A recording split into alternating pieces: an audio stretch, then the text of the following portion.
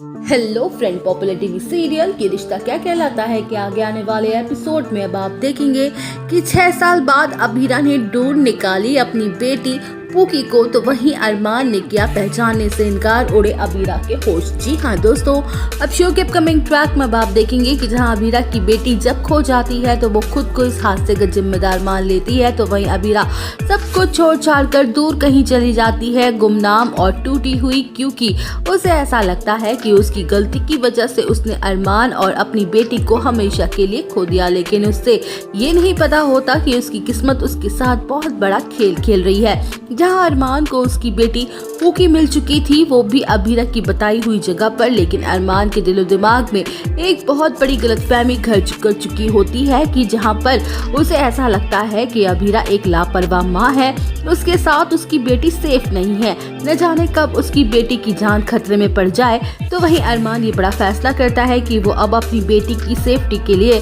सबसे दूर चला जाएगा, और अभीरा ने उसकी छोटी सी नन्ही सी बेटी की जान को खतरे में डाला है, और इस बात के लिए वो अभीरा को कभी माफ नहीं करने वाला। मुझे नफरत है अभीरा से, अब ये मेरे दिल में उसके लिए ना ही कोई जगह है और ना ही कोई प्यार। वेल, लव शो के अपकमिंग ट्रैक में आप देखेंगे कि जहां अरमान अभीरा और पोद्दार परिवार से दूर चला जाता है अपनी बेटी को लेकर, क्योंकि वो नहीं चाहता कि उसकी बेटी पर किसी का भी साया पड़े, तो वहीं अभीरा अपनी बेटी को ढूंढती ही रह जाती है और उसका खो देने का गम उसे पूरी तरह से तोड़ के रख देता है। और जहां इसी दौरान कहानी में दिखाया जाएगा 7 साल का लीप दहन लीप के बाद सालों बाद एक बार फिर से अरमान और अभीरा की मुलाकात होने वाली है, जहां अरमान अभीरा से साफ साफ कह देता है कि अब मेरी जिंदगी में तुम्हारी कोई जगह नहीं है, पूकी सिर्फ मेरी बेटी है और उस पर तुम्हारा कोई हक नहीं है, इसलिए बेहतर होगा कि तुम यहाँ से चली जाओ। तो वहीं अरमान की बातें सुन के अभीरा के तो होश ही उड़ जाते हैं और वो सोच में पड़ जाती है कि क्या ये वही अरमान है